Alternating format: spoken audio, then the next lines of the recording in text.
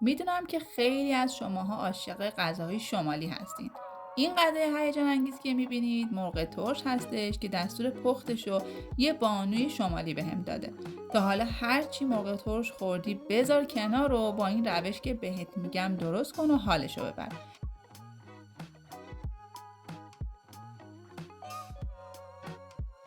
میدونین که این غذا تو شهرهای شمال به سبکای مختلف پخته میشه.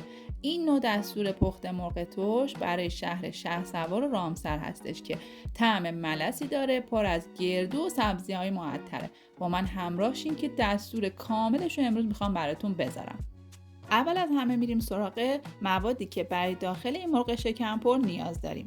جعفری، نعنا، گیشنیز، تره، ریحون، چوچاق، بادنجبوی یا وارنگو و همینطور پیاز، رب گوجه فرنگی، رب انار، سیر، ادویه و گردو. برای داخل این مرغ به این مواد نیاز داریم.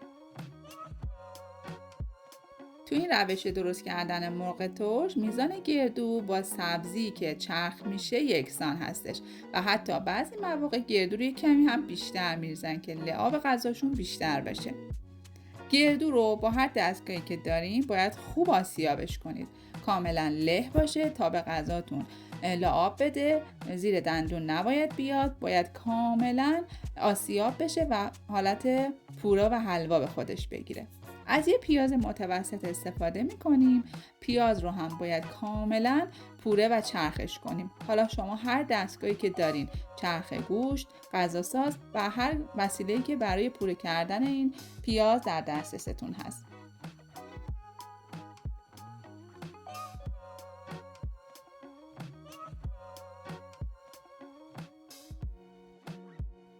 پیاز رو میکس میکنم و از چند حبه سیر هم استفاده میکنم به همراه پیاز، اونها رو هم میکسش میکنم. همونطور که تاکید کردم چندین بار، این مواد باید خیلی ریز میکس شده باشه و حالت دونه دونه و ریز خورد شده نداشته باشه.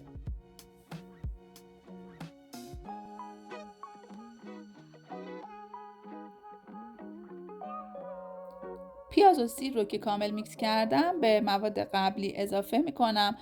حالا میرم سراغ سبزی هایی که قرار داخل این مرغ ترش استفاده کنم. سبزی ها رو هم دونه دونه اضافه میکنم و اونها رو هم باید کامل چرخشون کنم. سبزی‌هایی که برای این مرغ ترش استفاده میشه سبزی‌های معطر شمالی هستش. اگر دسترسی دارین که سبزی‌ها رو از شمال تهیه کنید یا از فروشگاه‌هایی که سبزی مرغ شکمپر رو میفروشن اون رو تهیه کنید و داخل فریزر نگه دارید و هر زمان که میخواین این غذای خوشمزه رو درست کنید استفاده کنید. میزان گشنیز این غذا نسبت به بقیه سبزی‌ها باید کمتر باشه که طعمش رو شیرین نکنه. اگر شما تو شهرهایی هستین که به این سبزی‌های معطر شمالی دسترسی ندارید، از همون جعفری، گشنیز، تره، پونه و نعنا و ریحون استفاده کنید و این غذای بی‌نظیر رو تو خونه درست کنید. سبزی معطر شمالی که من خودم داخل این غذا استفاده کردم چوچاق، بادنجبوی یا وارنگو و ریحون محلی هستش که عطر و طعم بی‌نظیری به غذای من داده. حالا سبزی ها رو هم باید کامل میکسش کنیم تا به حالت له در بیاد و اون رو داخل موادی که آماده کردیم استفاده کنیم.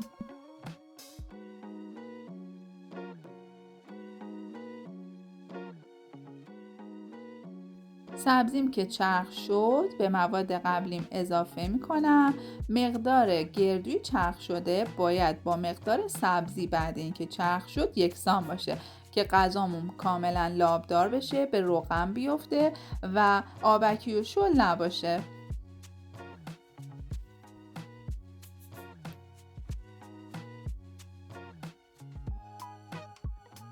توی این مرحله رب انار رو اضافه میکنیم. من از رب انار ملس استفاده کردم. توی این منطقه مرغ ترش رو با طعم ملس درست میکنن. اگر شما دوست دارین که مرغ ترشتون ترش تر باشه از رب انار ترش هم میتونید استفاده کنید. مواد رو کاملا با هم مخلوطش میکنیم و باید بهش ادویه اضافه کنیم، نمک، فلفل و حتی کمی دارچین هم میتونید به این غذا اضافه کنید.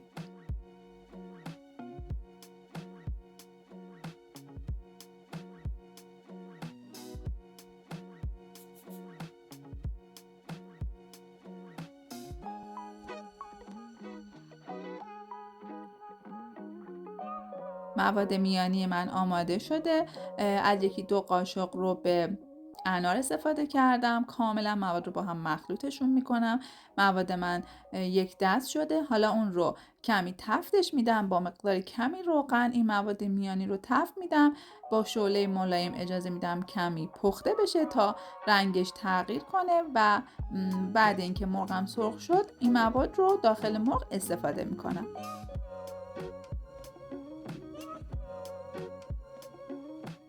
تفت دادنش باعث میشه که بوی خامیش گرفته بشه، خوش عطر و طعم بشه، گردو یه کمی به روغن بیفته و دیگه کم کم آماده میشه. میریم سراغ مرغمون.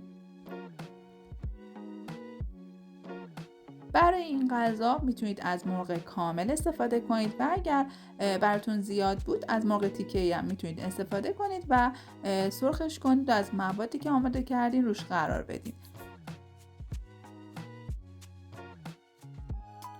مرغم رو با نمک، فلفل و زردچوبه مزه دارش میکنم. اطراف و داخل مرغ رو با این ادویه ها پوششش میدم، کاملا پخششون میکنم و دیگه کم کم باید مرغم رو سرخش کنم.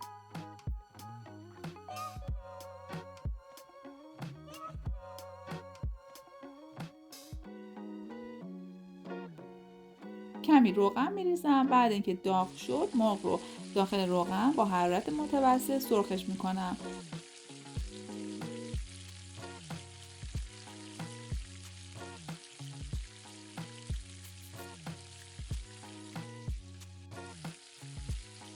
مرغ رو با حرارت متوسط سرخ میکنیم، جابجاش میکنیم و تمام اطراف مرغ رو خوب سرخش میکنیم تا هم طعم بهتری پیدا کنه، رنگ بهتری پیدا کنه و مرغ خودش رو بگیره که موقع جابجا کردن از هم وا نشه.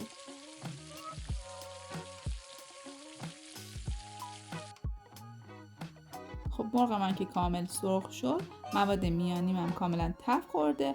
حالا باید از موادی که آماده کردیم داخل شکم مرغ رو پر کنیم.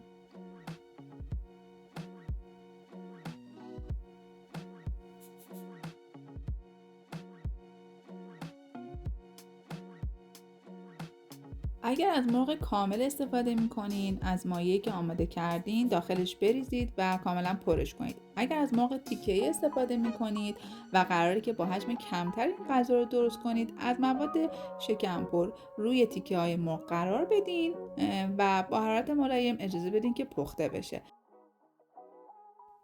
برای درست کردن این مرغ کامل نیازی نیستش که شکم مرغ رو با نخ و سوزن بدوزیم، چون اگر مقداری از مواد داخل آبش هم بره مشکلی نداره، چون قراره که آب مرغ هم با همین سبزیجات درست بشه و یک آب غلیظ و خوشمزه داشته باشیم. از مایع شکمپری که باقی مونده بود اطراف مرغ میریزم، کمی آب اضافه میکنم، تهش رو میذارم و با شعله ملایم اجازه میدم حدود 1 ساعت مرغم بپزه. و تو این فاصله من یک سس آماده میکنم که قراره روی مرغ ریخته بشه. 1 قاشق رب گوجه فرنگی رو با کمی آب مخلوطش میکنم، فلفل اضافه میکنم. اگر فصل نارنج بود حتما از آب نارنج استفاده بشه، در غیر این صورت میتونید از آب لیمو برای این سس استفاده کنید.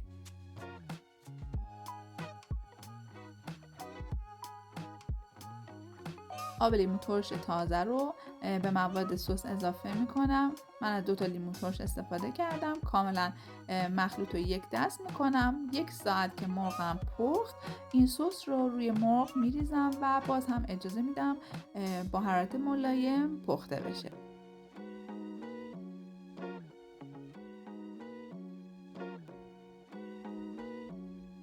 ببینید کم کم مرغ من آماده است که سس رو روش اضافه کنم. سس رو میریزم، باز هم حدود نیم ساعت تا 1 ساعت اجازه میدم که مرغ پخته بشه.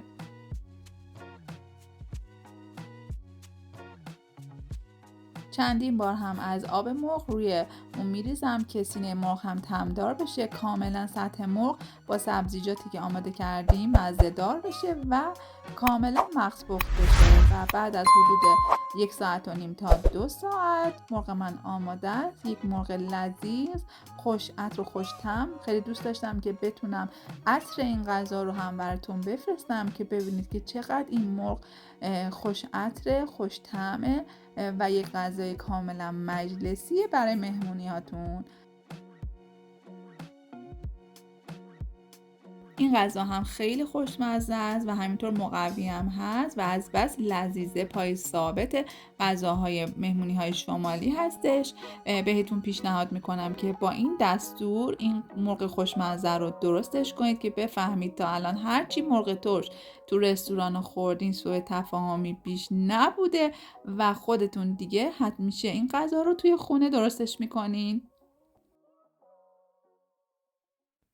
دوست عزیزم که با این آموزش همراه من بودین، حتما زنگوله کانال رو هم فعال کنید که قراره کلی دستورهای جدید از غذاهای متنوع ایرانی رو آموزش بدیم.